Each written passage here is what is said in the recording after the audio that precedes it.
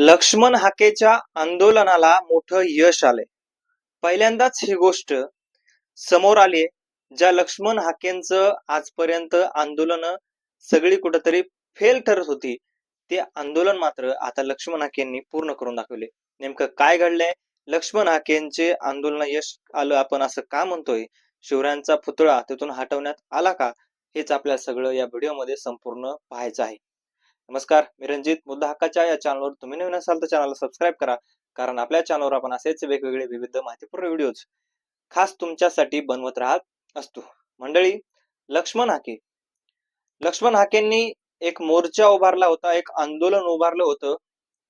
अहिल्या देवींचं नाव घेऊन आजपर्यंत त्यांनी बऱ्याचदा आंदोलन किंवा मोर्चे उभे केले, मात्र त्यांना कुठेही यश येत नव्हतं.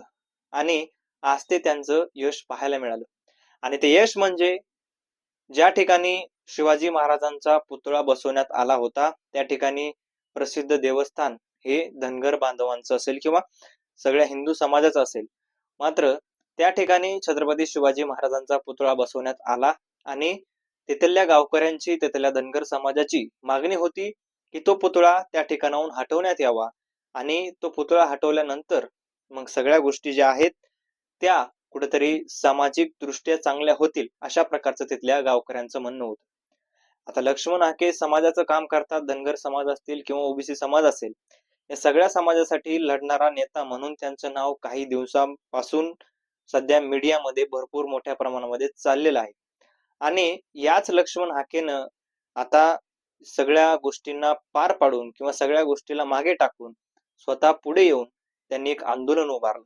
त्या गावात गेले आणि बऱ्याच लोकांनी त्यांना आव्हान देण्यात आले की तुम्ही या ठिकाणी या, तुम्हाला दाखवतोच किंवा तुम्हाला वेगवेगळ्या गोष्टी करू, कपडे काढून मारू, अशा प्रकारच्या गोष्टी बोलण्यात आल्या त्यांच्या विरोधात.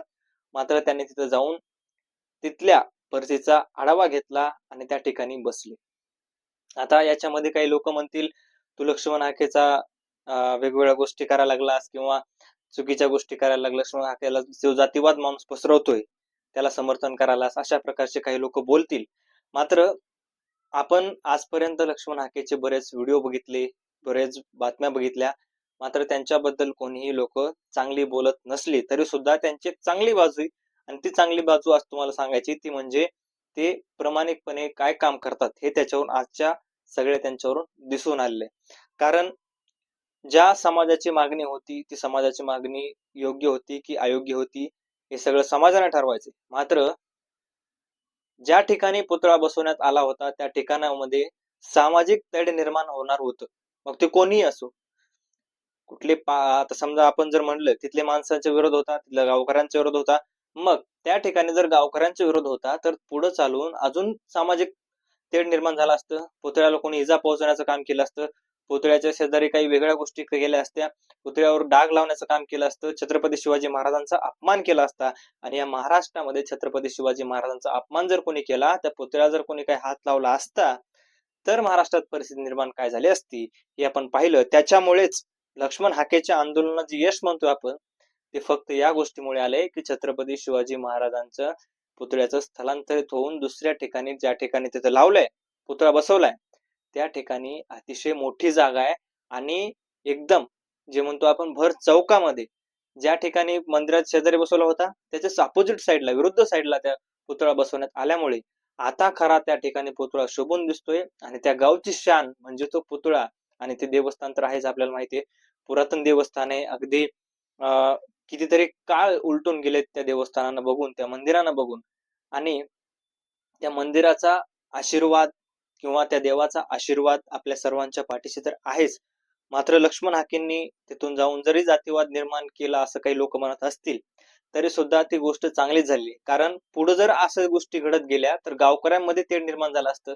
जे तिथे राहतात, लक्ष्मण हाके किंवा कोणी माणसं असली बाकीची, तरी बाहेरून येणारे माणसं आहेत, मात्र ते गावातले माणसं गावचे जर भांडणे खेळत असतील तर हे कुठेतरी चुकीचं होतं. आणि या चुकीच्या गोष्टीला लक्ष्मण हाकेंनी मात्र सॉल्व्ह करण्याचा प्रयत्न त्यांच्या चुकीच्या गोष्टीमधून जरी झाला असला तरी तो चांगलाच झालेला आहे. आणि त्याच्यामुळेच आपण म्हणतो की त्यांना यश आलेले.